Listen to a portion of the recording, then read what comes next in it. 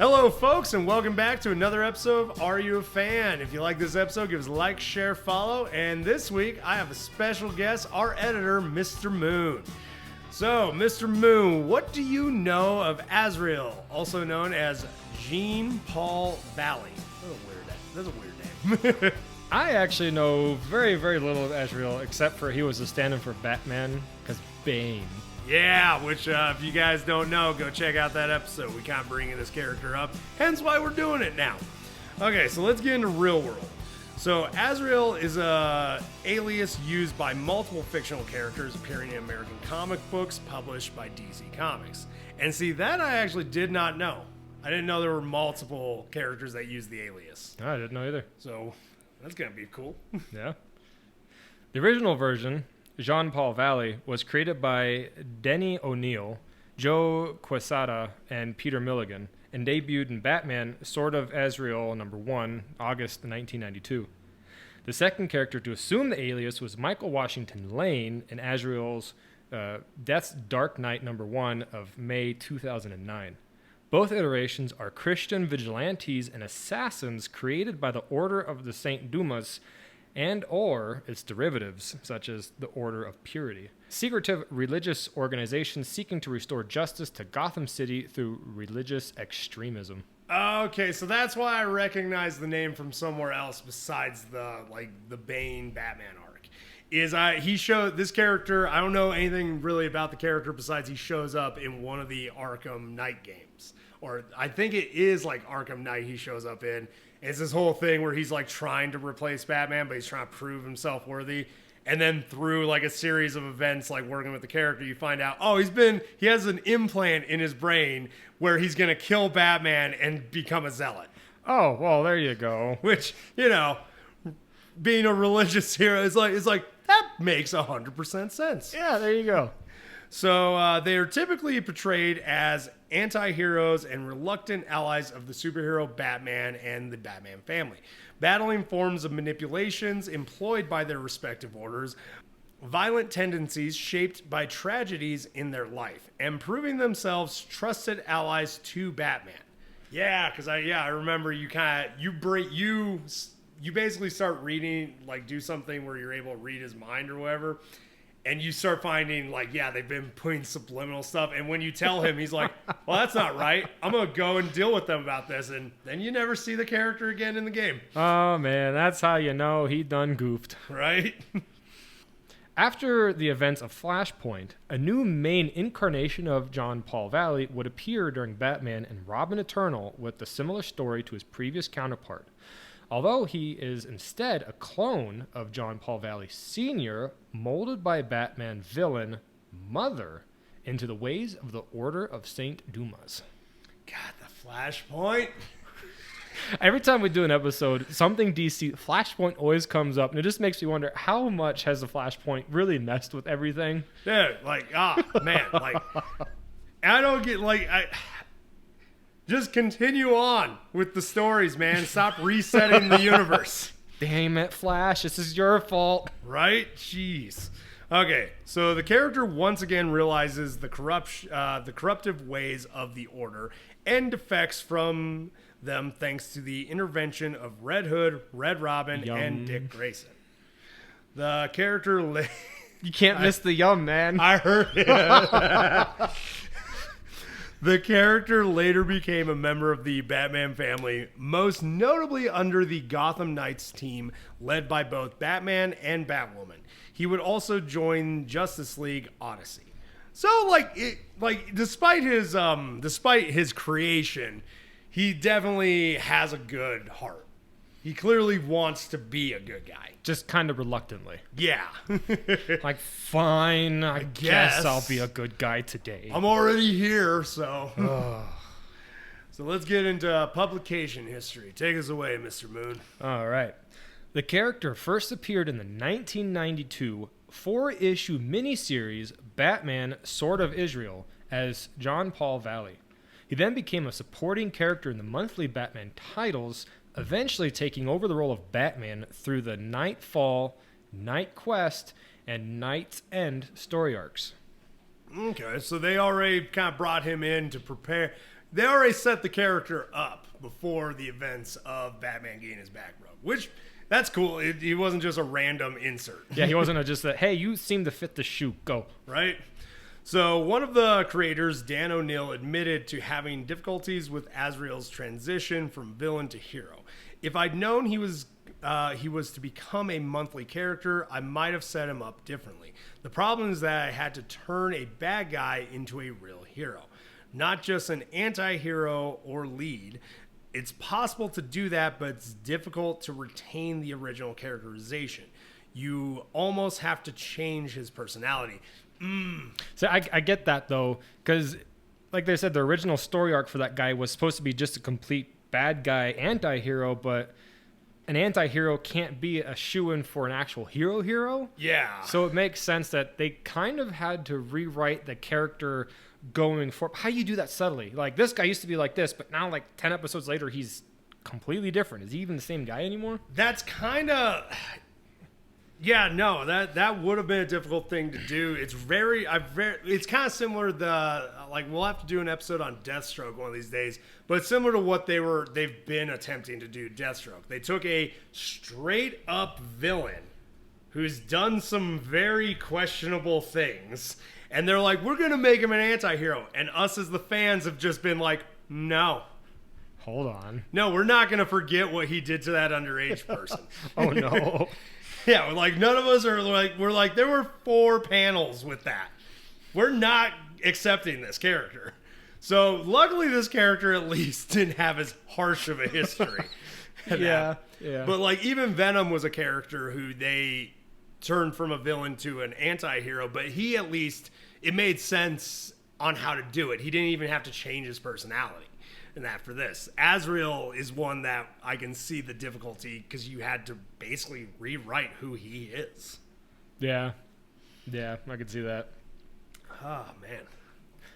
The subsequent Azrael series, chronicling Valley's battles against the Order of St. Dumas, ran for 100 issues between 1995 and 2003. Wow. O'Neill modeled the series on Arthurian legends, comparing Azrael's quest to discover the truth about himself to the Holy Grail. Huh. That seems a little too on the nose. I mean, I'm a big fan of like Camelot and stuff, so I'm like, man, I gotta read these comics. How have I not really gotten into this guy? Because we're broke. You're not wrong there. But 100 issues? That's an impressive run. Yeah. We've had main staple characters that are hard pressed to get that many. Yeah, really. Like, dang. Okay, so eventually the character was killed off in the 100th issue of his series and would only make a handful of appearances in flashbacks and the Blackest Night storyline. At least they didn't do a flashpoint to bring him back. Right? Well, I mean, they probably did. He's probably kicking around the universe right now. Hey, DC's doing some things right now. Who knows? He might come back in a couple years. You never know at this point. I don't trust DC on that. Over a decade later, a new incarnation of the character would emerge from Batman and Robin Eternal number 10 in February 2016. What did I just say? Yep. The character would become a reoccurring character in several arcs of the Detective Comics title as part of the Gotham Knights team led by both Batman and Batwoman. In November 2018, Valley would also appear as a member of an incarnation of the Justice League team known as the Justice League Odyssey, until its end in December 2020. Okay. I mean, for a character that I didn't even really know that much about, he's had a lot of time. Like, he's been in a lot of things. Like, I'm more upset at myself for not really knowing much about this guy. Yeah. So, as part of the character's 30th anniversary, Valley is one of the character's futures in the Batman Urban Legends title in the late 2021 and early 2022. Like, this character, even up until now, is getting time on these comics. Yeah. Like, dang. Yep. Impressive. Very. But yeah, so no, that's very impressive, though. So let's get in-universe about this. All right, so his history. As a test tube baby, from his conception, John Paul's genetic structure was altered by scientists with animal DNA, engineering him to be capable of feats beyond those of a typical human. Who's running this thing? The High Evolutionary? Jesus. Like, this sounds like a Marvel character. Hold on. Right? Like, I'm like, oh, wait. Are we? Is somebody in trouble? Who copied whose homework here? Right? Marvel and DC, just back and forth on that. Mm-hmm. Okay, so he grew up oblivious to his intended larger purpose and became a student of programming at Gotham University. He learned of his family's legacy when his father, the previous Azrael, crawled bleeding to his apartment one night in costume, having been mortally wounded by Lee Ha. Before requesting that his body be dumped somewhere where the family's secret wouldn't be uncovered, his father supplied him with money and the means to travel to Switzerland and meet with the Order of St. Dooms, who would supply him with his training. Well, that's a pretty abrupt way to find things out. Yeah, just go to your buddy like, hey, man, I need you to dump my body. Right. I'm dying. Don't you want to see a doctor? No, just dump the body. Dump the body. Like, I don't know. Like, there's a lot of blood, but this wound doesn't look untreatable. Sorry. Nope. I'm just gonna nope. Just take me out. I failed. Jeez. The ultimate failure. Just have your buddy dump your own body. God, right? It was later revealed that his father had actually been attempting to supply John Paul with the means to escape the Order's influence, but his intentions were misread. That seems like a big misread. Yeah, it's almost as bad as, taking your body to your friends to have them dump you. Yeah.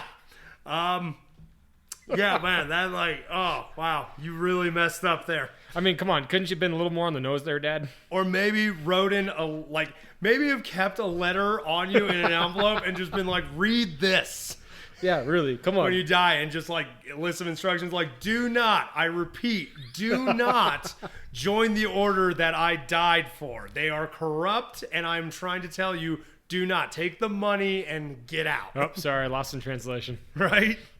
So, in the Swiss Alps, a man named Nomos taught Valley of the responsibilities of Azrael, and revealed that despite believing himself to be rather mild-mannered, he was in reality already a more than capable fighter requiring no additional training, apart from a few months of intense exercise in order to build up his body. Having been already unknowingly suitably conditioned. Working on the background. Genetic DNA altering will do that. Yeah.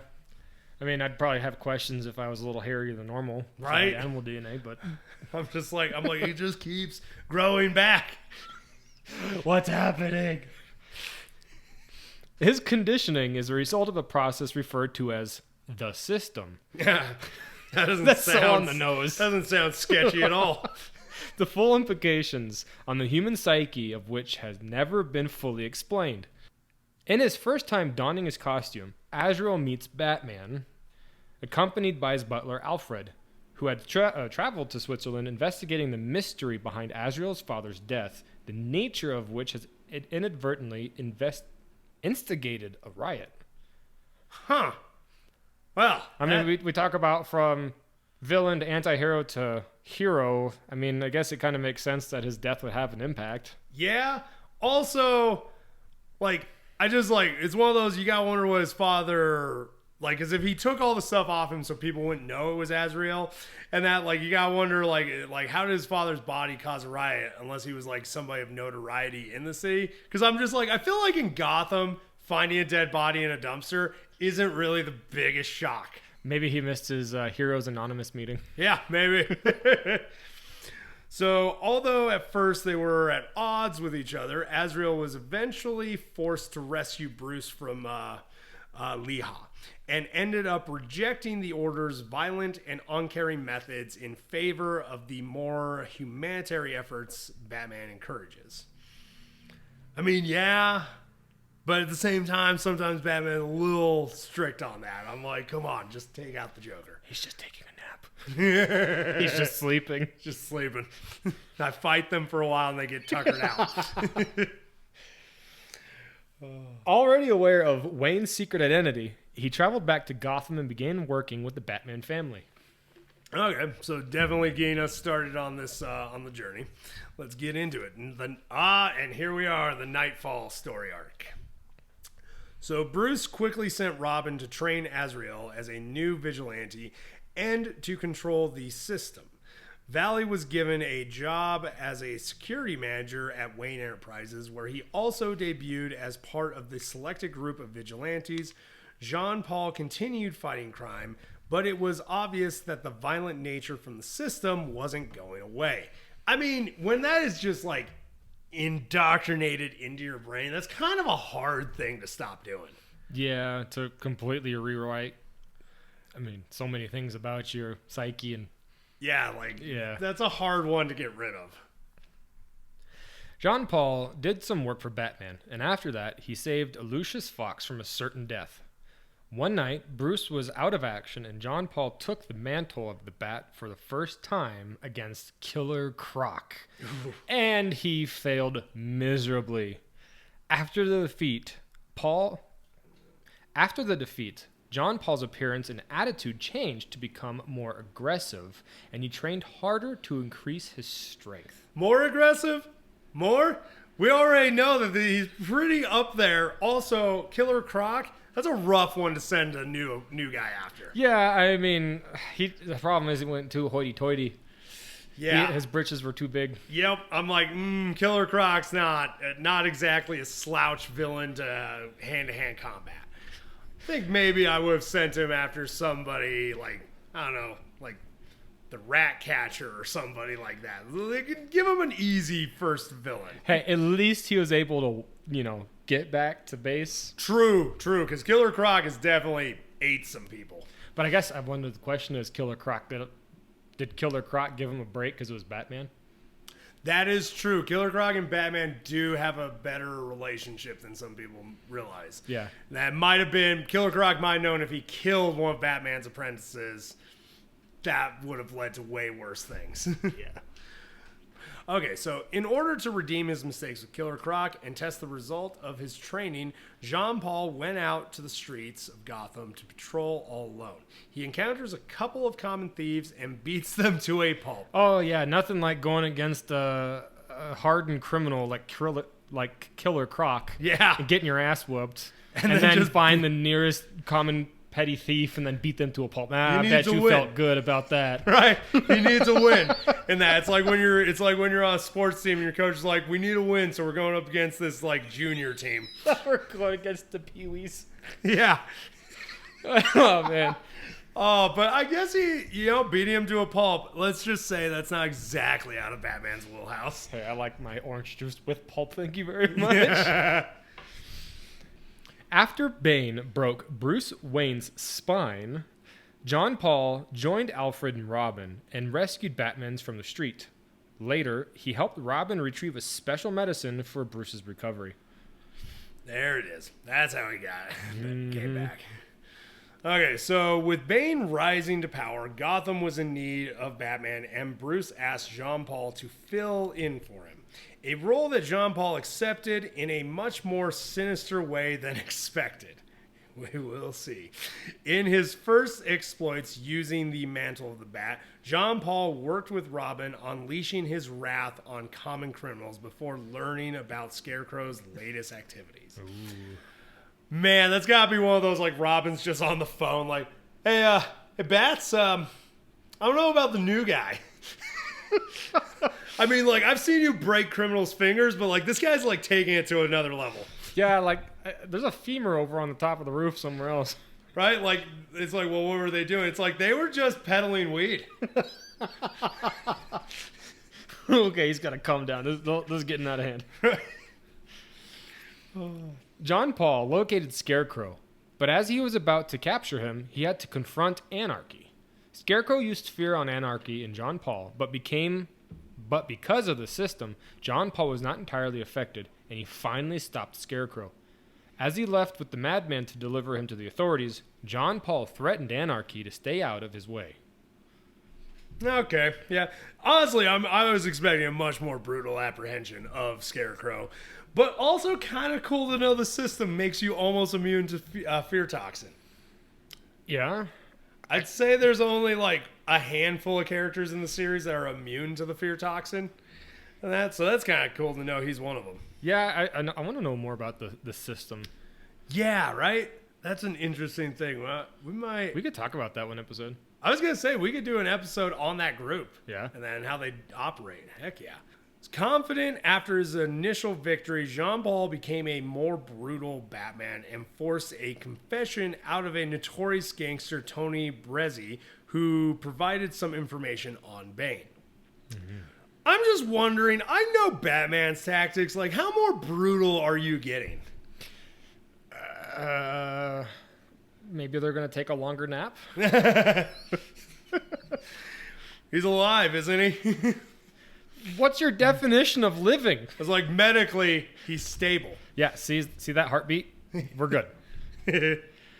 John Paul used Brezzi to lure Bane, but he was instead confronted by Bane's henchmen.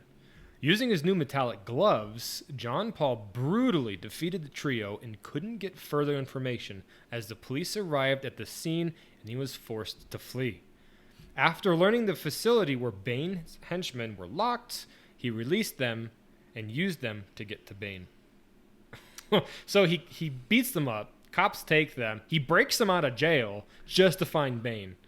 Like, that seems pretty anti-hero still to me. He really is. Like, and I'm just saying, Batman's done some choice things, but he's never really done that. Yeah. He's never broken a crony out of jail to follow them back. I wonder how he did it, though. So, that's a good question.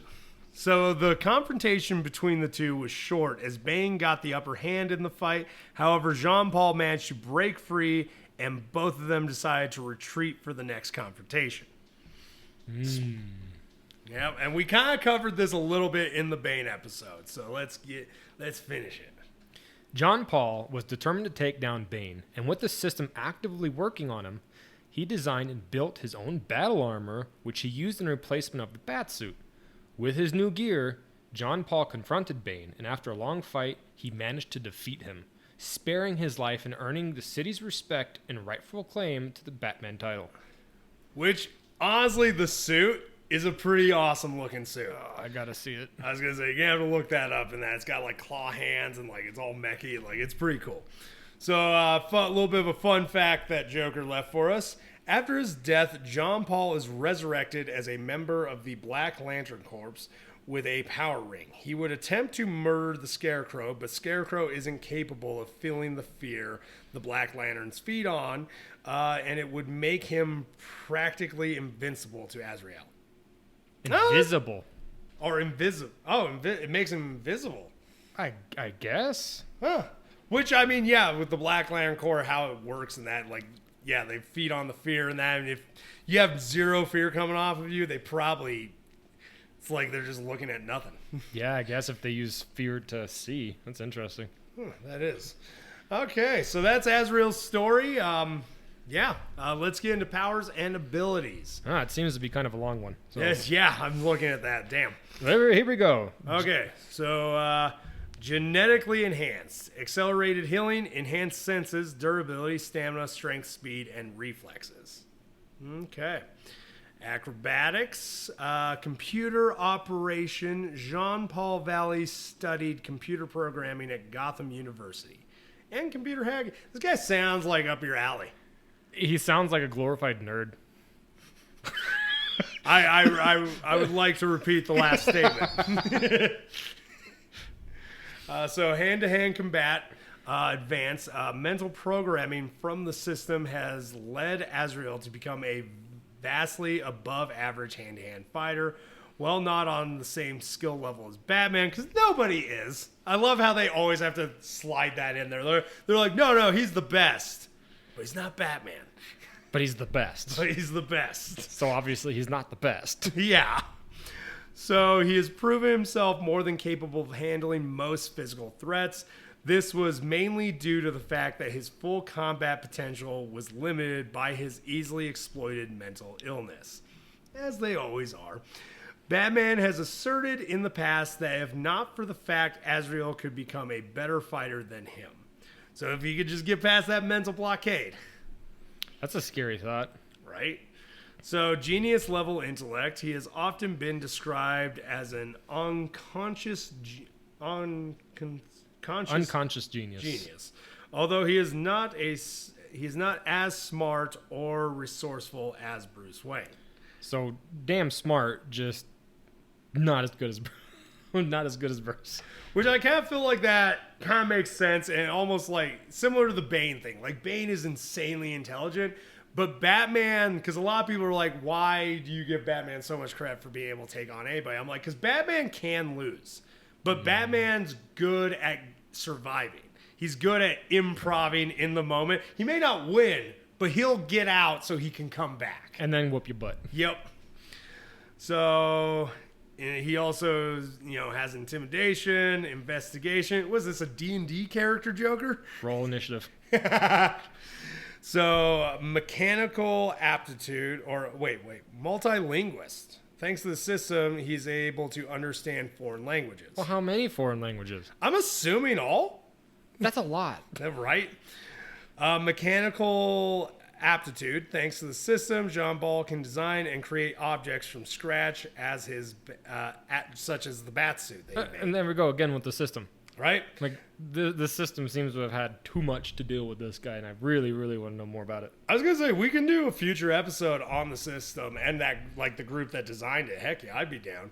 Also, he has swordsmanship. Swimming. Jean-Paul proved to be an excellent swimmer, crossing a turbulent river. Artistry. Bruce Wayne knows that the talent of artist from Jean-Paul. Medicine. He learned a lot while working for Dr. Leslie Tompkins.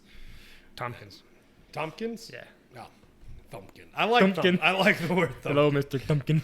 Hello, Mr. Dr. Thumpkin. Patient in aisle 7. So, equipment. Kevlar body armor. Azrael's suit was bullet and fire resistant. I mean, makes sense. It seems like a very needed staple to have your armor at least be bulletproof. Right, especially like if you're not bulletproof. Especially in Gotham. Yeah, like I imagine it would be a major flaw. So weapons, battle gauntlets, projectile blades. The blades telescope to the sleeves of the gauntlet and remain attached to prevent loss. Flaming sword. At least this suit's fire resistant. Right? I'm like, wow, we're getting biblical up in here. A fire module on the base of the gauntlets feeds fuel to the blades to ignite. That explains some of the tubes on his suit design. He also has a flamethrower. Straight up Boba Fett up in here. The Angel's Wrath. And talk about biblical. I was going to say, wow. A pair of gauntlets were designed by Harold Allnut and allows Azrael to shoot compact blasts of fire from his hands. Yeah. My God, like this guy's just got a lot of flame power. Flame on. All right, in other media, on TV, Azrael made a live-action debut in the second season of Gotham, portrayed by James Frain. He is name-dropped by Lucius Fox Journal in an episode of Batwoman, and his costume can be seen on display in Dr. Trapp's museum in an episode of Harley Quinn. Oh, what? Oh my God. There's that episode. There's so many Easter eggs in that episode for that museum that I'm like, I'm not shocked I didn't see it. Well, I would be disappointed if they didn't put Easter eggs in the museum. Yeah, fair. Video games. Both the John Paul Valley and Michael Lane version of Azrael appeared in Scribblenauts Unmasked, a DC Comics adventure. He made his first appearance in Batman Arkham City. The PlayStation 3 edition of Batman Arkham Origins features the Nightfall DLC pack, which includes an alternate Batman costume based on John Paul Valley's Batsuit, as well as a challenge map based on Batman Nightfall. Oh, that's cool. Azrael returned in Batman Arkham Knight and is briefly playable in a side mission. Yep, I remember that whole story. I was like, I knew he showed up in a game I played. There it is. Yeah, just a tease. Yep. Oh, and here we go. Lego game. Add it to the list. John Paul's version of Azrael is playable character in Nintendo DS version of Lego Batman, the video game. And John Paul's version of Batman appears as a playable character in Lego Batman 3 Beyond Gotham via a 75th anniversary DLC pack. So, I mean, he's had a decent amount. Yeah. And that it's just sad, like, so far, besides the show Gotham, which I don't like to count, he hasn't really had a live action appearance. Yeah, I mean, I'm sure it's happening. DC seems to be doing a lot of stuff on the back end, redoing their movies again, and actually making good movies, dare I say? I mean, we'll see. I'm hoping so. Peacemaker and Suicide Squad were pretty solid. I know, they might take up Marvel's mantle here, but I don't think that's a hard one to pick up considering what's happening with Marvel. Yeah. So I guess the question that we ask every week is, are you a fan, Mr. Moon? I have to say, like, having known nothing about this guy and going to where we are now, he's pretty sweet. Right? He's pretty sweet. The most I really knew about him was the Arkham game and the Bane story arc. Yeah. Beyond that, didn't know anything past it, and I agree with you. Not knowing really much about him and finding out what we have, I'm a fan. For anyone that's still listening, you got something out of this? Enjoyed the episode? Or even liked the character before from a movie, comic, cartoon? Hell, even that t-shirt that you saw one time. You're a fan too. If you want to jump on this train, why not subscribe and share with a friend? d-rael out. Y'all keep riding them rails.